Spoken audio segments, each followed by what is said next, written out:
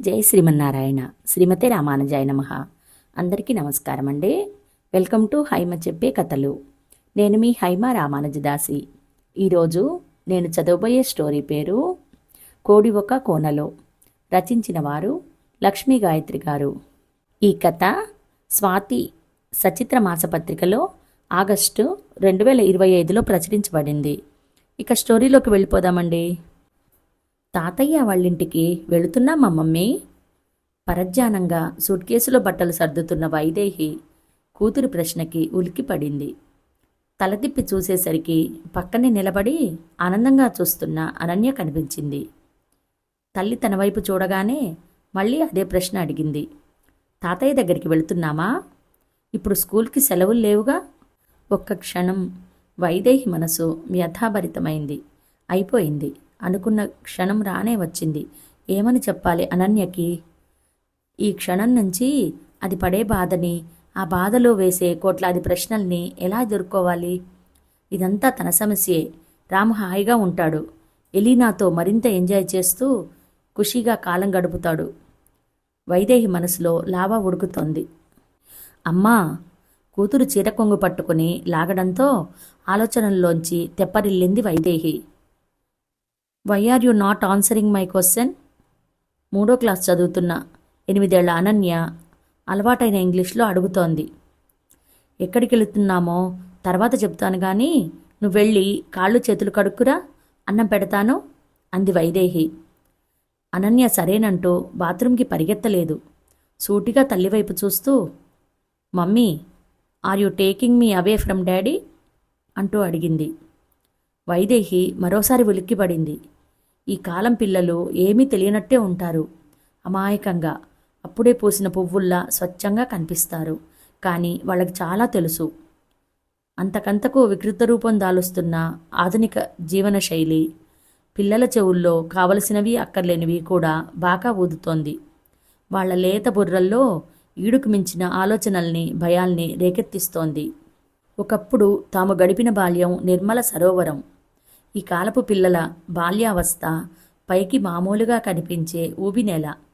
తన బంగారు పాప ఆకుల మధ్య గులాబీలా అమ్మకి నాన్నకి మధ్య అపురూపంగా పెరుగుతున్న తన బిడ్డ కూడా ఆ ఊబిలో ఇరుక్కుపోబోతుందా? ఏమీ మాట్లాడవేంటమ్మా? అనన్య విసుగ్గా అడుగుతోంది. ఏమని చెప్పాలి జవాబు? ఓకే, మనం విడిపోదాం. 6 నెలల కిందట భార్యతో రామ్ అన్న మాట అది. ఊహించిందే అయినా అది వాస్తవంలోకి వచ్చేసరికి ఒక్కసారిగా బిత్తరపోయింది వైదేహి. హార్ట్అటాక్ వచ్చిన మనిషి ఎలా బాధపడతాడో కానీ ఆ క్షణం తన గుండెను ఎవరో చేత్తో పట్టుకుని నలిపేస్తున్నట్టే విలవిల్లాడింది. ఎలీనాతో రామ్ తిరుగుళ్ల గురించి గట్టిగా నిలదీసి అడగకుండా ఊరుకుని ఉంటే బావుండేదని కూడా అనిపించింది ఆమెకు ఆ క్షణం. కానీ కడుపులోంచి తన్నుకొచ్చిన రోషం ఆ అనుభూతులన్నింటినీ క్షణంలో మాయం చేసేసి తక్షణం ఓకే అంటూ నిర్లక్ష్యంగా భర్తకి జవాబు చెప్పేలా చేసింది. అవును, తనకేం తక్కువని? తమది లవ్ మ్యారేజ్ కాదు, నిజమే. కానీ పెళ్లి చూపుల్లో తనని చూస్తూనే రామ్మోహం ఎంత వికసించిందో తను ఇప్పటికీ మర్చిపోలేదు. మొదటి రాత్రి తనని హత్తుకుంటూ హౌ లక్కీ ఐయామ్ అన్న పెద్ద మనిషి కాడు. తన అందం, చదువు, ఉద్యోగం చేసుకోనని ఎవరూ అనలేదు. తనే ఇంచుమంచుగా అన్ని సంబంధాల్ని తిరగొట్టింది. ఏ 1-2 సంబంధాలు తండ్రికి నచ్చక వీగిపోయాయి. రామ్ అందరికీ నచ్చాడు. నవ్వుతూ కలుపుగోలుగా మాట్లాడుతున్న అతని ప్రవర్తనని అందరూ ఇష్టపడ్డారు. మొత్తం మీద పెళ్లి చూపులైన నెల్లాళ్లకే తను రామ్ భార్య అయింది. మరో 4 నెలలు పోతే తమకి పెళ్ళయి 10 ఏళ్ళవుతుంది. పెళ్ళైన వెంటనే పిల్లలు వద్దనుకుంది తను. కానీ రామ్కి పిల్లలంటే చాలా ఇష్టం. నాకు నీ అంత అందమైన పాప కావాలి అనేవాడు. అందరూ మగపిల్లలు కావాలనుకుంటారు, నువ్వు కూతురు కావాలంటావేమిటి అంటే అతను చెప్పిన సమాధానం తను ఈ జన్మలో మర్చిపోలేనిది. నువ్వు గమనించు, అబ్బాయికి తల్లి మీద, ఆడపిల్లకి తండ్రి మీద ఎక్కువ ప్రేమ ఉంటుంది. అబ్బాయిలు తల్లికి, అమ్మాయిలు తండ్రికి అతుక్కుపోయి ఉంటారు. నాకు నా గుండెల మీద నిద్రపోయే పాప కావాలి. 24 గంటలు నాన్న నాన్న అంటూ నా దగ్గరే ఉండే చిట్టి తల్లి కావాలి. నా కూతురికి నేను పేరు ఎప్పుడో పెట్టుకున్నాను. అనన్య అంటే దేంతోనూ ఎవరితోనూ పోల్చలేనిది అని అర్థం. యునిక్ అన్నమాట. మై డాటర్ ఈజ్ యునిక్ అన్నాడు రామ్. అతని మాటలకి తను ఎంత ఫిదా అయిపోయిందంటే, తమ మొదటి మ్యారేజ్ డే నాటికి తనకి 9వ నెల. గర్భం దాల్చిన క్షణం నుంచి తను నాకు ఆడపిల్లే కావాలి దేవుడా, చక్కని కూతుర్నియ్యి, రాముడు లాంటి నా భర్తకి ముద్దుల కూతుర్ని ప్రసాదించు అని దండం పెట్టేది. గోరింటాకు పెట్టుకుంటే ఆడపిల్ల పుడుతుందని ఎవరో చెబితే నెలకోసారి గోరింటాకు పెట్టుకుంది. ఆఖరికి తమ కళ్ళల పంటగా ముద్దులు మూటగట్టి పాప పుట్టింది. ఆ క్షణం రామ్ ఆనందం చూడటానికి తనకి 2 కళ్ళు చాలలేదు. అనన్య పుట్టింది మొదలు రామ్కి పాపతోడిదే ప్రపంచమైంది. అనన్య కూడా అతను చెప్పినట్టే 24 గంటలు తండ్రినే అంటిపెట్టుకుని ఉండేది. అనన్య కోసం వంట కూడా నేర్చుకుని దానికిష్టమైనవి స్వయంగా చేసి పెట్టేవాడు రామ్. తనకి మరింక పిల్లలు అక్కర్లేదని, అనన్య ఒక్కటి చాలని కూడా చెప్పేశాడు. తను కూడా అలాగే అనుకుని హాయిగా కెరీర్లో మునిగిపోయింది. అనన్యకి 5 సంవత్సరాలు నిండే వరకు అంతా హాయిగా సాగిపోయింది. పాప 6వ పుట్టినరోజు అయిన మరునాడు ఎప్పుడూ లేంది రామ్ తాగి వచ్చాడు. అదేమిటంటే పార్టీ అన్నాడు. సరేలే అని ఊరుకుంది. కానీ అది మొదలు వారానికి ఒకసారి 2 సార్లు తాగి రావడం ప్రారంభించేసరికి ఊరుకోలేక గట్టిగా దెబ్బలాడింది. కాస్త తాగి వచ్చేసరికి ఇంత రాద్ధాంతం చేస్తావేంటి, మూసుకో అంటూ ఒక్క కసురు కసిరాడు రామ్. మూసుకో, నోర్మొయ్, తరతరాలుగా మగవాడు కట్టుకున్న దానితో అంటున్న మాటే అది. ఆ రోజు నుంచి తామిద్దరి మధ్య గొడవలు మొదలయ్యాయి. ఇద్దరిలోనూ అహంకారం పుంజుకుంది. మగవాణ్ణి నాకేమిటని రామ్, నేనెందులో తక్కువ అని తను. 6 నెలలు తిరగకుండా ఎలీనా రంగంలోకి వచ్చింది. ఎప్పుడో రామ్ క్లాస్మేట్ అట, ఇప్పుడు కొలీగ్గా వచ్చింది. పెళ్లి కాని పిల్ల. రామ్, ఎలీనా హద్దులు దాటిపోయారన్నమాట ప్రపంచానికంతటికీ తెలిసాక తనకి తెలిసింది. గొడవలు ముదిరాయి. ఆవేశకావేశాలు హద్దులు దాటాయి. మాటలు తూటాలయ్యాయి. ఇంక లాభం లేదు రామ్, బెటర్ టు సెపరేట్ అంది తనే. రామ్ వెంటనే ఏమీ మాట్లాడలేదు. మరో 2 సార్లు గొడవలయ్యాక ఓకే, మనం విడిపోదాం అన్నాడు. ఊహించిందే అయినా బిత్తరపోయింది వైదేహి. కానీ రోషంతో సరే అనేసింది. ఆ రోజు నుంచి పేరుకే భార్యాభర్తలయ్యారిద్దరు. వీకెండ్స్ కలిసి తిరగడం, అనన్యకి కావలసినవి ఇద్దరూ కలిసి వండి పెట్టడం, గంటల కొద్దీ కబుర్లు, నవ్వులు అన్నీ పోయాయి. పండగ రోజుల్లో సైతం దేవుడి మందిరంలో దీపం వెలగడం మానేసింది. అలా 6 నెలలు గడిచాక విడిపోవాలన్న నిర్ణయానికే కట్టుబడి ఉన్నామని ఇద్దరూ గ్రహించాక మ్యూచువల్ కన్సెంట్ ద్వారా విడిపోవాలని నిర్ణయించుకున్నారు. విడాకులకు దరఖాస్తు చేసే ముందే తను రామ్ దగ్గర నుంచి దూరంగా వెళ్ళిపోవాలని నిర్ణయించుకుంది వైదేహి. తన ఆఫీస్కి దగ్గరలో ఒక సింగిల్ బెడ్రూమ్ ఫ్లాట్ బుక్ చేసుకుని ఇంటికొచ్చి తనవి కూతురివి బట్టలు సర్దడం ప్రారంభించింది. చెప్పు మమ్మీ, మనం డాడీని వదిలేసి వెళ్ళిపోతామా? అనన్య రెట్టించి అడుగుతోంది. వైదేహి తెగింపు తెచ్చుకుంది. ఎప్పటికైనా చెప్పక తప్పదు కదా. అదేదో ఇప్పుడే చెప్పేస్తే ఏం? అవును, నాకు ఆఫీస్ దూరమైపోతోంది. అందుకని మా ఆఫీస్కి దగ్గరలో ఇల్లు తీసుకున్నాను. ఒకలా చెప్పాలనుకుంటే మరోలా బయటికి వచ్చింది మాట. అనన్య మాత్రం కల్లో కూడా ఊహించని విధంగా స్పందించింది. డాడీకి డైవోర్స్ ఇస్తున్నావా మమ్మీ? వైదేహి బిత్తరపోయింది. పిల్లలు ఇంతలా నిలదీయగలరా? మరీ ఇంత సూటిగా, గుండెల్లో గుచ్చుకునేలా? ఇన్నాళ్ల నుంచి తమ గొడవలు వింటోంది కాబోలు. కనీసం పిల్ల వింటోందన్న స్పృహ కూడా లేకుండా పోయింది తమకి. దాని లేత మనసు గాయపడుతుందన్న కనీసపు ఆలోచన కూడా లేకుండా చాలా ఆటవికంగా గొడవలు పడుతున్నాము. నువ్వు మళ్ళీ పెళ్లి చేసుకుంటావా? అనన్య మరో బాంబు పేల్చింది. చీచి, అదేం లేదమ్మా. వైదేహి చప్పున చిత్కరించింది. కానీ పిల్ల ఆ చిత్కరింపు పట్టించుకోలేదు. నాకు తెలుసు, పింకీ వాళ్ళ మమ్మీ వాళ్ళ డాడీకి డైవోర్స్ ఇచ్చి ఇంకో పెళ్లి చేసుకుంది. నువ్వు అంతే. Here after no daddy for me I may be abused too. తన దూరంలో తను మాట్లాడేస్తూ ఏడుస్తూ బయటికి వెళ్ళిపోయింది. వైదేహి స్తంభించిపోయింది. అబ్యూజ్డ్ ఎంత పెద్ద పదం! ఎంత తేలిగ్గా ఉపయోగించింది. పట్టుమని 10 ఏళ్లు కూడా లేని పిల్ల మారుతున్న విలువల పుణ్యమా అని ఎంతటి అనుభవాన్ని సంపాదించుకుంది. ఏం చేయాలి తనిప్పుడు? ముందు పాపని ఓదార్చాలన్నమాట స్ఫురించి చప్పున తను కూడా బయటికి వచ్చింది వైదేహి. సరిగ్గా అప్పుడే వీధి తలుపు తీసుకుని లోపలికి వచ్చాడు రామ్. హాల్లో సోఫాలో కూర్చుని ఏడుస్తున్న కూతుర్ని ఇద్దరూ ఒక్కసారే చూశారు. వైదేహికి మరిక కాళ్ళు కదల్లేదు.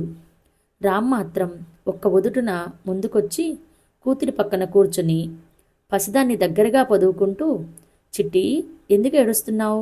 ఏమైందిరా అంటూ ప్రశ్నించాడు. అనన్య జవాబు చెప్పలేదు.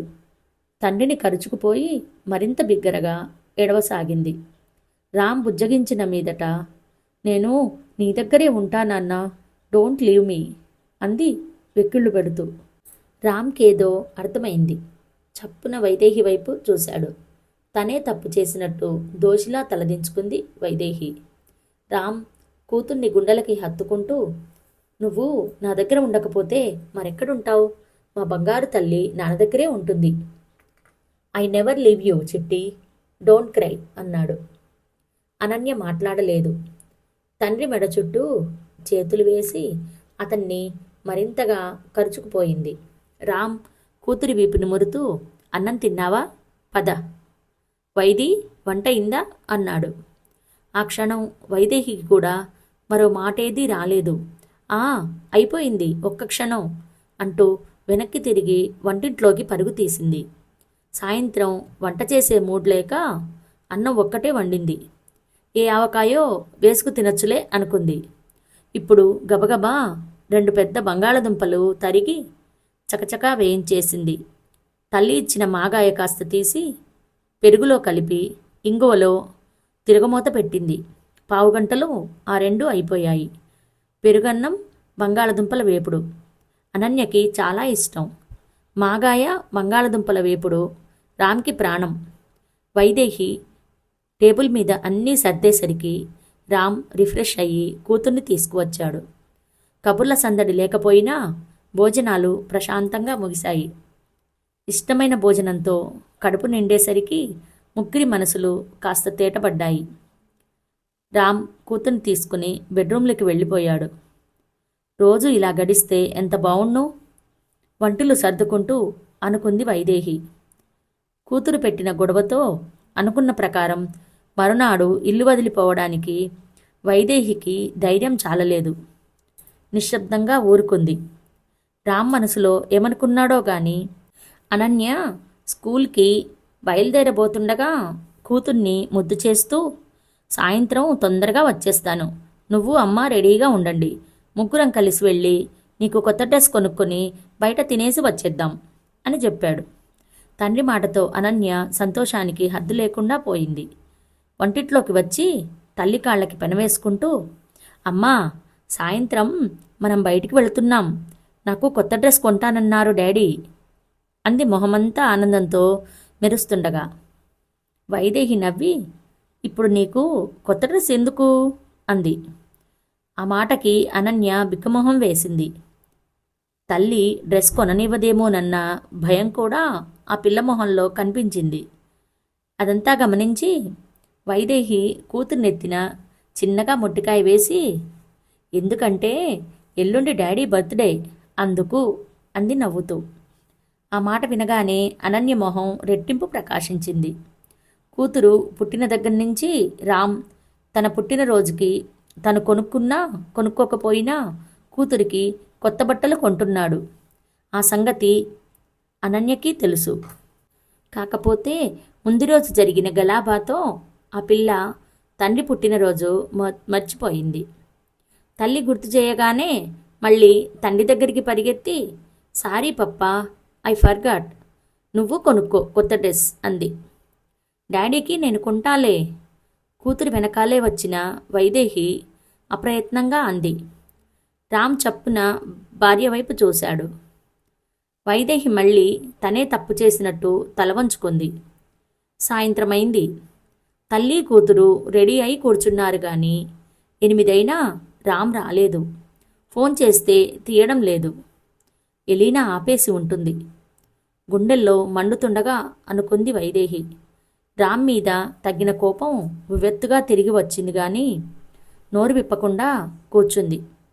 రాత్రి 9 వరకు తండ్రి కోసం చూసి తల్లి బ్రెడ్ కాల్చి పెడతానన్నా తినకుండా పడుకుంది అనన్య.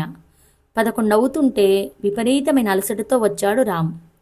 గుమ్మంలో కాలు పెడుతూనే చిట్టి తల్లి నిద్రపోయిందా అంటూ అడిగాడు. వైదేహి మాట్లాడకుండా తల ఊపింది. రామ్ సరాసరి కూతురు దగ్గరికి వెళ్ళి నిద్రపోతున్న కూతుర్ని గట్టిగా ముద్దు పెట్టుకున్నాడు. కలత నిద్రలో ఉన్న అనన్య ఆ చర్యకి మెలకువ తెచ్చుకుని డాడీ అంటూ చేతులు చాపింది. రామ్ కూతురు తల నిమురుతూ, ఆఫీస్ పనిలో రాలేకపోయాను చిట్టి, రేపు తప్పకుండా తీసుకెళ్తా, ఓకేనా? హాయిగా నిద్రపో అంటూ బుజ్జగించాడు. అనన్య హాయిగా పక్కకు తిరిగి పడుకుంది. రామ్ బయటికి వచ్చి అక్కడే సోఫాలో కూర్చుని ఉన్న వైదేహి వైపు చూస్తూ, నాకు తెలుసు నువ్వేమనుకుంటున్నావో, కానీ నువ్వు నమ్మినా నమ్మకపోయినా క్లయింట్తో గొడవ వల్ల రాలేకపోయాను. ఇప్పుడు కూడా నాకు పని ఉంది. పడుకునేసరికి 1 గంట అవుతుంది. You can go and sleep అన్నాడు. వైదేహి మాట్లాడలేదు. రామ్ చెప్పిన కారణం నమ్మనూ లేదు. అలా ఆ రోజు గడిచిపోయాక మర్నాడు కూడా రామ్ భార్యాపిల్లల్ని తీసుకుని బయటికి వెళ్ళలేదు. ఆఫీస్ పనుందంటూ వెళ్ళిపోయి మళ్ళీ రాత్రి పొద్దుపోయాకే వచ్చాడు. అలా మరో వారం రోజులు జరిగిపోయాయి. ఈ వారంలో 2 సార్లు దంపతులిద్దరూ మళ్ళీ గొడవపడ్డారు. అలా ఉండగా ఓ రోజు వైదేహికి రామ్ దగ్గర నుంచి ఫోన్ వచ్చింది. ఎప్పుడూ లేనిది ఈ ఫోన్ ఏమిటా అని ఆశ్చర్యపడుతూ లిఫ్ట్ చేసింది వైదేహి. అటు నుంచి రామ్ గాబరాగా మాట్లాడుతున్నాడు. వైది, అన్నోకి బాలేదుట. స్కూల్ నుంచి ఫోన్ వచ్చింది. నిన్నో నన్నో వెంటనే వచ్చి పిల్లని తీసుకువెళ్ళమన్నారు. నేను మీ ఆఫీస్కి వస్తున్నాను, నువ్వు కిందకి రా, ఇద్దరం కలిసి వెళదాం. ఆ మాట వినగానే వైదేహికి కాళ్ళు చేతులు చల్లబడ్డాయి. కళ్ళల్లో నీళ్లు తిరుగుతుండగా, ఏమైంది రామ్ అడిగింది. ఏమో, వెళితే గాని తెలీదు. పిల్ల ఏడుస్తుందని వణికిపోతుందని మాత్రం చెప్పారు. ఏమైందో తెలీదు. ఇద్దరూ బయలుదేరి అరగంటలో అనన్య స్కూల్కి చేరుకున్నారు. ఆయా వాళ్ళని చూస్తూనే, పాపని ప్రిన్సిపాల్ గారి గదిలో పడుకోబెట్టారు సార్, మిమ్మల్ని అక్కడికే రమ్మన్నారు అని చెప్పింది. ఇద్దరూ కలిసి ప్రిన్సిపాల్ రూమ్కి వెళ్ళారు. అక్కడ సోఫాలో పడుకొని నిద్రపోతోంది అనన్య. ప్రిన్సిపాల్ ఇద్దరిని సాదరంగా ఆహ్వానించి కూర్చోబెట్టింది. తర్వాత నేను వెంటనే మా స్కూల్ డాక్టర్ని పిలిచాను. బెస్ట్ పీడియాట్రిషియన్ ఆయన, డాక్టర్ అశోక్. ఆయన వచ్చి చూసి పాప మెంటల్గా ఏదో షాక్కి గురైందని చెప్పి ఇంజెక్షన్ ఇచ్చారు. నిద్రపోయింది. తనని కనీసం వారం పాటు జాగ్రత్తగా చూసుకోమన్నారు. లేదంటే నర్వ్స్ బ్రేక్డౌన్లా వచ్చే అవకాశం ఉందన్నారు. స్కూల్కి కూడా 3-4 రోజులు పంపవద్దని మీకు చెప్పమన్నారు. సడన్గా మెంటల్ షాక్ తగలడానికి ఏమైంది మేడం? రామ్ ఆశ్చర్యంగా ప్రశ్నించాడు. ప్రిన్సిపాల్ ఒక్క క్షణం ఆగి అతి నెమ్మదిగా, అనన్య బెస్ట్ ఫ్రెండ్ పింకీ చచ్చిపోయింది సార్. అనన్య పింకీ చావుని కళ్ళారా చూసింది అంది. ఆ, రామ్ వైదేహి ఇద్దరు ఒక్కసారి గట్టిగా అన్నారు. ప్రిన్సిపాల్ నోటి మీద వేలు పెట్టుకుంది. నెమ్మది, అనన్య లేస్తుంది. తర్వాత ఆవిడ ఇలా చెప్పుకుపోయింది. మా రోజుల్లో మేం పిల్లలు పుట్టింది మొదలు వాళ్లే ప్రపంచంగా, వాళ్లకే ప్రథమ ప్రాధాన్యత ఇస్తూ బతికాం. ఇప్పటి వాళ్ళు అలా కాదు. పిల్లలు ఎలా పోయినా పర్వాలేదు. ఎంతసేపు వాళ్ళ అహంకారాలు, కోరికలు, గొడవలు. పింకీ తండ్రి మంచివాడే, తల్లి మాత్రం విపరీతమైన అహంకారం గల మనిషి, కోరికలు ఎక్కువే. మొగుడితో చీటికి మాటికి గొడవపడి ఆఖరికి డైవోర్స్ తీసుకుని మరో కోటీశ్వరుణ్ణి పెళ్లాడింది. పింకీకి తండ్రి దగ్గర చనువెక్కువ. ఆ పిల్ల సవతి తండ్రి దగ్గర అడ్జస్ట్ అవ్వలేకపోయింది. తండ్రి కూతుర్ని ఇచ్చేయమన్నాడు కానీ తల్లి ఇవ్వలేదు. అలా అని ఆ పిల్లని ప్రేమగా చూడనూ లేదు. ఈరోజు పింకీ ఫాదర్ కూతుర్ని చూడటానికొచ్చి స్కూల్ బయటే రోడ్డుకి అటువైపు నిలబడ్డాడు. పింకీని వాళ్ళమ్మ కారులో తీసుకొచ్చింది. ఆ పిల్ల కారు దిగుతూనే తండ్రిని చూసి నాన్న అంటూ రోడ్డుకి అడ్డంగా పరిగెత్తింది. అటువైపు నుంచి ఒక మోటార్ సైకిలిస్టు చాలా స్పీడ్గా వస్తున్నాడు. పింకీ దాన్ని డాష్ ఇచ్చి ఎగిరిపడింది. తల రోడ్డుకి కొట్టుకొని అక్కడికక్కడే చనిపోయింది. చచ్చిపోయిన కూతుర్ని మధ్యలో పెట్టుకొని నీవల్లే అంటే నీవల్లే అంటూ తల్లిదండ్రులిద్దరూ ముందు కరువుదీరా పోట్లాడుకున్నారు. సరిగ్గా పింకీ చచ్చిపోయిన టైంకి వచ్చిన పిల్లలంతా పింకీ శవాన్ని చూసి ఏడుపే. అనన్య కూడా చాలా దగ్గర నుంచి చూసిందట. వణికిపోతూ లోపలికొచ్చిందని ఆయా చెప్పింది. అక్కడి నుంచి ఏడుపే ఏడుపు. చెబుతున్న ప్రిన్సిపాల్ ఒక్క క్షణం ఆగి, mister Ram, please don't think otherwise. మీరు మీ మిస్సెస్ డైవోర్స్ తీసుకుందామనుకుంటున్నారా అంటూ అడిగింది. ఆ ప్రశ్నకి దంపతులిద్దరూ స్తంభించిపోయారు. వాళ్ళకి ఏమని జవాబు చెప్పాలో అర్థం కాలేదు. ప్రిన్సిపాలే మళ్ళీ మాట్లాడుతూ, నేను ఎందుకు అడుగుతున్నానంటే అనన్య నేను ఇలాగే చచ్చిపోతా అని ఏడ్చిందట. ఈ మధ్య తను డల్గా ఉంటోందని క్లాస్ టీచర్ చెప్పారు. అమ్మ నాన్న డైవోర్స్ తీసుకుంటున్నారు. నేను అమ్మ వేరే వెళ్ళిపోతాం. అమ్మ మళ్ళీ పెళ్లి చేసుకుంటుందేమో తెలీదు అని చెబుతోందట క్లాస్లో. పిల్లలకేమీ తెలీదు, వాళ్ళు ఏమీ పట్టించుకోరు అనుకుంటాం మనం. పూర్వకాలం మాటేమో గాని ప్రస్తుత కాలం పిల్లలు చాలా అభద్రతాభావంలో ఉన్నారు. పిల్లలు కావాలన్న దాన్ని వేలకు వేలుపోసి కొనిచ్చే తల్లిదండ్రులకు వాళ్ళ మనసుల్ని అర్థం చేసుకుని ప్రేమగా లాలించే తీరుబాటు ఓపిక ఏమాత్రం లేవు. డబ్బు పిల్లలకు తృప్తినివ్వదు సార్. తల్లిదండ్రుల మధ్య నుండే అన్యోన్యతే పిల్లల మనసుకి కంచుకోట. తల్లిదండ్రులు ఎంత గొడవలాడుకుంటే పిల్లలు అంత అభద్రతకి లోనవుతారు. మీరు మీ పాపని జాగ్రత్తగా చూసుకోండి. ఆల్రెడీ తను చాలా బాధపడుతోంది. ఇక ఏ చిన్న తేడా వచ్చినా అది విపరీతానికి దారితీస్తుంది. టేక్ కేర్ ప్రిన్సిపాల్ చెప్పడం ముగించింది. 2 నిమిషాల పాటు ఎవ్వరూ మాట్లాడలేదు. చివరికి రామే చేతులు జోడించి నమస్కారం చేస్తూ, okay madam, we thank you so much. మేం ఇక మీదట మా పాపని మరింత జాగ్రత్తగా చూసుకుంటాం. ట్రస్టస్, మా పాప మాకు ప్రాణం. వైదేహి కూడా ఉబికి వస్తున్న దుఃఖాన్ని అదుపు చేసుకుంటూ ప్రిన్సిపాల్కి నమస్కారం చేసింది. ప్రిన్సిపాల్ చిరునవ్వు నవ్వి, ఐఆమ్ వెరీ హ్యాపీ. మీరు మీ పాపని ఎంతలా ప్రేమిస్తున్నారో కళ్ళారా చూస్తుంటే చాలా ఆనందంగా ఉంది. పాప కోసం ఇద్దరూ కలిసి పరిగెత్తుకు వచ్చినప్పుడే నాకు అర్థమైంది. అనన్య అదృష్టవంతురాలు. ఆలుమగల మధ్య గొడవలు సహజం, కానీ పిల్లల కోసం వాటిని సాధ్యమైనంతగా అదుపు చేసుకోవాలి. పిల్లలు ఆరోగ్యంగా పెరగడానికి అనుగుణంగా మీ ప్రవర్తనను దిద్దుకోవాలి. నాకు టీచర్గా 25 ఏళ్ల అనుభవం ఉంది. ఎందరో పిల్లల్ని చూశాక తల్లిదండ్రుల ప్రవర్తనని బట్టి ఎదుగుదల ఉంటుందని గ్రహించాను. You are the best, good luck అంది. మరోసారి ప్రిన్సిపాల్ని విష్ చేసి నిద్రపోతున్న కూతుర్ని నెమ్మదిగా తీసి భుజాన వేసుకుని బయలుదేరాడు రామ్.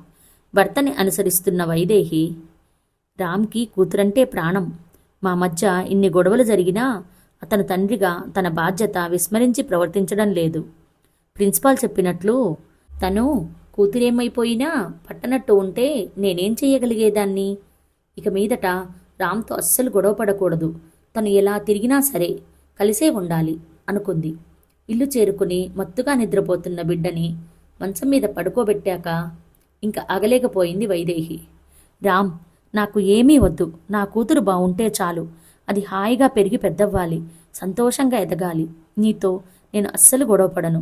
నువ్వెలా ఉన్నా అడగను. ప్లీజ్ రామ్, మనం విడిపోవద్దు. ఏడుస్తూ చేతులు జోడించి వేడుకుంటున్న భార్యని ఒక్క ఉదుటున తన చేతుల మధ్యకి తీసుకున్నాడు రామ్. పిచ్చి చిట్టి తల్లి నా ప్రాణం. నాకు కావలసింది అన్నో బావుండడమే. నేను నిజంగానే గత వారం నుంచి క్లయింట్తో గొడవల్లో ఉన్నాను వైది. మా అమ్మ మీద ఒట్టు వేసి చెబుతున్నాను. నేను ఇంకా తన జోలికి రాను అని ఎలీనాకి ఖచ్చితంగా చెప్పేశాను. నాకు నువ్వు అన్ను బావుంటే చాలు. ఐ లవ్ యూ రా. I love my family. నాకు నా కుటుంబం కావాలి. Let's live a happy life. Ram కళ్ళ నుంచి కూడా నీళ్లు కారిపోతున్నాయి. అంతలో అమ్మా అన్న పిలుపు వినపడి గబుక్కున ఇద్దరూ తలలు తిప్పి చూశారు. ఒకరినొకరు హత్తుకుపోయి ఉన్న తల్లిదండ్రుల ఇద్దరినీ ఆనందంగా చూస్తోంది అనన్య. చిట్టి దంపతులిద్దరూ అనన్యకి చెరోవైపు చేరి తమ బిడ్డని ప్రేమగా దగ్గరికి తీసుకున్నారు. ఇదండి స్టోరీ. మీకు నచ్చిందా? నచ్చితే లైక్ చేయండి, షేర్ చేయండి అండ్ సబ్స్క్రైబ్ చేసుకోండి. మళ్ళీ ఇంకొక చక్కటి స్టోరీతో మీ ముందుకు వస్తాను. అంతవరకు సెలవు. మీ హైమ రామానుజదాసి. Thank you.